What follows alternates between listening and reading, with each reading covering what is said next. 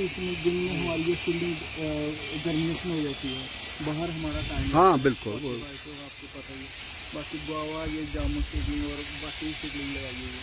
Home irrigation से हमारा micro climate इसमें बन जाता है, टेम्परेचर मेंटेन हो जाता है, 18 से 25 डिग्री टेम्परेचर होती है, ह्यूमिडिटी मेंटेन होती है 80 डिग्री रिलेटिव 80 डिग्री सेंटीग्रेड। तो ये हमारा ये फैन टाइप पर हमारे लगे होते हैं। बाकी ये हमारा ये कूलिंग सिस्टम है हमारा, पैप से वहाँ से पानी आ जाता है जो कूलिंग यहाँ से इधर आओ सर, आप एक फोटो यहाँ से लेंगे आप। हाँ उस साइड से ले लो। बहुत बढ़िया है, ग्रेट एफर्ट।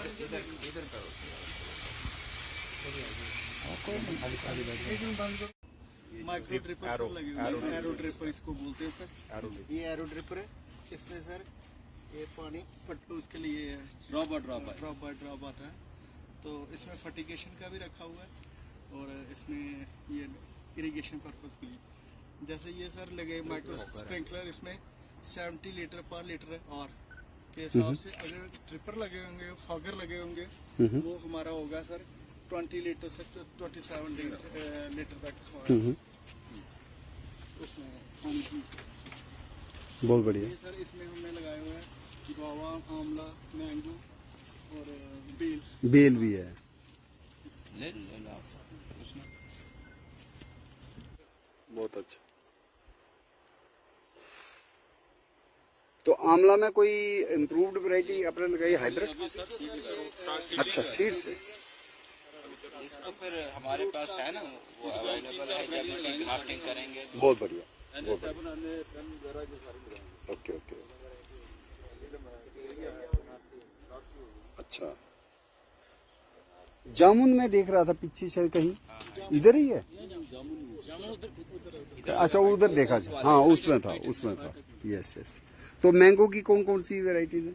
अभी सीडलिंग लगाई है सर, इस पे ग्राफ्टिंग करेंगे। अभी करेंगे, तो मैंने लगा दी ना उधर, ठीक है, वहीं से बॉटल लेंगे, वहाँ से लगाएंगे। और अंदर ही मल्लिका, अरुणिमा, पूसा पीताम्बर, पूसा श्रेष्ठ, अल्फांसो का भी करेंगे ट्राई? पाली है, अल्फांसो का भी ट्राई करेंगे। करेंगे अल्फांसो, पता नहीं आता नहीं होगा इधर। नहीं, अल्फांसो और केसर जो है sir, we have tried last year, results are good and we will go सीधे प्लांटेशन के लिए नेक्स्ट ईयर। अभी हमने इस बार उनकी वो आ रही है फ्रूटिंग, हमने 10-12 हेक्टेयर किया था अल्फांसो ट्राइड एंड 10-12 हेक्टेयर हमने केसर। अच्छा, जो पीछे मैंने देखा जो स्क्वाश का किसान मेला था ना, वहाँ अल्फांसो की सीडलिंग रखी थी उन्होंने। तो दैट इज वाई फिर बड़ा अब अच्छा। हम उसमें ज्यादा वो नहीं जाएंगे साइंस के पीछे, ठीक है, बिकॉज बिल्कुल बिल्कुल। हमने शुरू किया आपके पास है। अगर जर्म प्लाज्म है तो ट्रांसप्लांट करके उसको चल सकती है, अब चला भी चला भी दिया और फील्ड में ला दी। इस बार उनके तो खूब था एक तो अखनूर में जहाँ एलजी साहब ने की थी, दैट इज अल्फांसो एंड केसर। जी केसर लगाया था उसने। गए थे मैं और ये, मैं कहा चलते चलते अखनूर से मैं कहा यार चल, पहले हम घुस गए उसके बगीचे में, तब तो वो भी बाहर आ गया। मैं कहा भाई हम देखना, कहते नहीं जनाब आया इसका फ्रूट, मैं कहा इसको खिला कुछ, नहीं तो उनकी तरह हमारे साहब की तरह खिलाएगा कुछ नहीं तो। तो आपको ये बताते चलें कि भाई भारतीय संस्कृति में, लिटरेचर में कई बार लिखा है कोयल जो है मीठा गीत गाती है और उसी की मिठास आम में घुल जाती है। ये हमारी एक रही आस्था, विचार जो साहित्य में, लिटरेचर में है। तो जब अंग्रेज आए भारत में, उन्होंने ये कहानी बड़ी गौर से सुनी हमारे इंडियन से, और उन्होंने इसका नाम एक दिया कुक्कू जय ट्री। कुक्कू माने कोयल को ही कहते हैं, तो कुक्कू का जय ट्री, मैं they could coin another name for mango, कुक्कू जय ट्री। और एक मैंगो जो है, मैंगो भी तमिल भाषा का है, कोई अंग्रेजों ने नहीं दिया, तमिल भाषा में बोलते हैं मंगई। तो मंगई को ही उन्होंने थोड़ा सा मॉडिफाई करके मैंगो कर दिया। तो कई बार मैं बच्चों को बताता हूँ कि we should feel proud in Indian languages, Indian vocabulary, Indian literature या इंडियन विजडम। जहाँ अंग्रेजों ने, आपको लगता है mango is an English name, but basically derived from Tamilian name, और इंडियन ओरिजिन है। तो मैंने देखा भी, अंडमान में गए थे जब हमारे राम सेवक जी थे, तो उसी वक्त हमारा एक बना प्रोग्राम LTC का, तो वहाँ I could see the wild mangoes माने मैंगो जो एक्चुअली मैंगो जंगल के आम, तो वो भी खाने वाले होते हैं। और वो हमारे वो 2-4 स्पीशीज उन्होंने वहाँ मेंटेन की हुई हैं, जंगलों में भी और बोटानिकल गार्डन्स में भी। सो वैसे जो भी चीज़ हम मार्केट में देखते हैं बिकती है, जहाँ आप कल्टीवेट करते हैं हम सब, वो सब उसका रिश्तेदार कोई ना कोई किसी न किसी जंगल में होगा। केला होगा, बादाम होगा, अपना आम हो, हर एक चीज का रिश्तेदार कहाँ है? जंगल। तो बेसिकली देखा जाए तो फॉरेस्ट्री जो है वो एक मदर डिपार्टमेंट कह लीजिए। और उसके बाद उससे एग्रीकल्चर भी निकला, हार्टिकल्चर भी निकला, एपीकल्चर निकला, जो भी हम करते हैं। तो मुझे लगता है कि फॉरेस्ट डिपार्टमेंट और हार्टिकल्चर, एग्रीकल्चर आपस में बहुत ज़्यादा ताउन की ज़रूरत है। हो सकता है कुछ लोकेशन ऐसी हो जहाँ पे ये हम फ्रूट लगाना चाहिए, ठीक है ना। तो आपकी जो जर्म प्लाज्म आपका जो भी है, it should go to forestry sector also, मेरा ये कहना है। राम सेवक जी शायद इसको सपोर्ट करेंगे, क्योंकि आपने भी बड़ा टाइम जो है फॉरेस्ट में दिया है, हेल्थ में दिया है।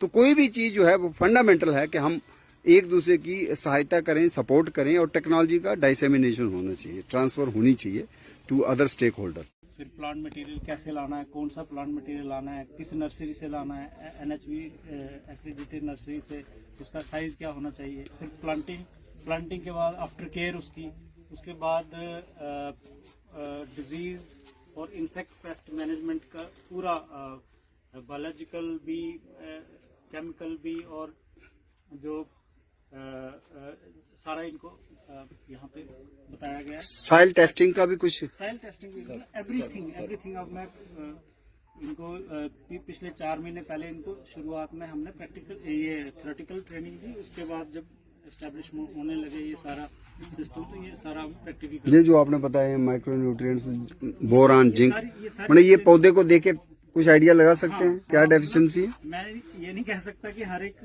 को इतना एक्सपीरियंस होगा, लेकिन जो मेजर नाइट्रोजन, NPK, कम से कम ये है जो मेजर न्यूट्रिएंट, इनकी जो डेफिशिएंसी है, ये फील्ड में जाके, और आपके पीछे ये लगाओ ग्राफ्टिंग, बडिंग के डिफरेंट वेजिटेटिव, क्योंकि हॉर्टिकल्चर में एयर लेयरिंग का भी, गुट्टी बांधना भी इनको, जैसे हम गावा में करते हैं, लीची में करते हैं, तो इनको प्रैक्टिकल ट्रेनिंग भी वहाँ पे वंडरफुल फील्ड में गए थे। हमारा ये सेंटर ऑफ एक्सीलेंस है ना अपने उदयवाला में, वहाँ पे भी 7 दिन की ट्रेनिंग इनको। फिर 10 दिन के लिए हम पिछले दिनों रामबन में भी गए थे। तो अभी डॉक्टर सर का हुक्म है कि थोड़े दिनों में ये आउट ऑफ स्टेट कहीं हिमाचल में, बहुत अच्छा, ग्रेट, उसके लिए हम यू आर लकी। जैसे ही ये इनॉग्रेशन वाला काम हो जाएगा तो उसके वेरी एक्सेस लोग, ऑक्सिन्स, जिब्रेलिन्स, हाँ, ये थोड़ा सा एडवांस कंसेप्ट है, लेकिन इनको बताया गया है। जैसे हाइड्रोपोनिक्स ये कह रहे हैं हम शुरू करने वाले हैं आगे, का अभी इनको कंसेप्ट दिया नहीं है, थोड़ा सा दे देना चाहिए अल्फाबेट्स ना, they should know what is hydroponics. But इनके रहते रहते हम हो जाएगा, करेंगे सर। 4 महीने हमारे पास बाकी। बहुत बढ़िया, रहते great. we will do it। और चूंकि मैंने शादी उधर की है भद्रवाह में, तो अभी गया था मैं थोड़े दिन पहले, तो आई वॉज रियली, बहुत अच्छा लगा मुझे कि वो परसिमान जिसको कहते हैं अमलूकी है, जो जापानीज स्पाइरास काकी, तो वो वहाँ पे लोग लगा रहे हैं और बेच रहे हैं। बटो से शुरू हो जाता है वो। हाँ सर, ये इसका वहाँ पे प्लांट मटेरियल तैयार कर रहे हैं हम, वंडरफुल, ECSD ओके। तो मुझे लगता है शायद पिछले 2-4 सालों में ही फ्रूट बेयरिंग स्टेज पे पहुंचा होगा ये। 3 साल के बाद उसमें थोड़ा थोड़ा आना शुरू हो जाता है। अदरवाइज दूसरा वाला काला अमरूद तो था ही, जो हम वैष्णो देवी में चढ़ाते हैं, जो डेट प्लम, हाँ, येलो वाला ही डेट प्लम नहीं, डेट प्लम तो पहले से है हमारे उस एरिया में, भद्रवाह में, डोडा में, बटोत में। ये जो दूसरा ना, ये जापानीज, ये वाला उस एरिया में नहीं था, जो बाहर से ही आता था, लेकिन नाउ जम्मू हैज आल्सो मर्ज। और श्रीनगर में तो लगाते हैं, श्रीनगर में लोगों की टेस्ट हैबिट इसमें हाँ, डेवलप नहीं हुई है, वो भी है, थोड़ा सा पंजेंसी होती है, वो भी है, बड़ी होती है। उसके बाद सर पूरा पक्का हो तभी खा सकते हो। के बाद हमने एक्चुअली मंगला राय कमेटी जो बनी है जी, उसमें हमें कुछ ऑफिसर्स, कुछ ऑफिशियल्स को आउट ऑफ कंट्री भी भेजना है। वंडरफुल, तो क्या अपॉर्चुनिटी है। हमने इनमें से भी, मैं सोचता हूँ कि एटलीस्ट 2 लड़के 2 लड़कियां हम इनके कोई सेलेक्ट करेंगे, वो परफॉर्मेंस पे करो, बेसिस ऑफ देयर बहुत बढ़िया, keenness to learn and grow होगा, तो हम उनको कहीं 10, 15, 20 दिन या महीने का भी कोई अगर कोई कोर्स होगा वहां पे, मुझे जम्मू डिवीजन में 45 ऑफिशियल्स का सैंक्शन है उसमें मंगला राय कमेटी में। तो आउट ऑफ दैट मैं पहला 4 जो कोटा है वो इन बच्चों को देना चाहता हूं, 2 लड़के और 2 लड़कियां। But it depends upon their keenness, who are so desirous, who are so anxious, जिनको नॉलेज की अर्ज हो, भूख हो, तो इनमें से कोई 2-2 बच्चे हम सेलेक्ट करके इनको भी भेजेंगे। Great ideas. तो सर मेरा आपसे रिक्वेस्ट है कि आप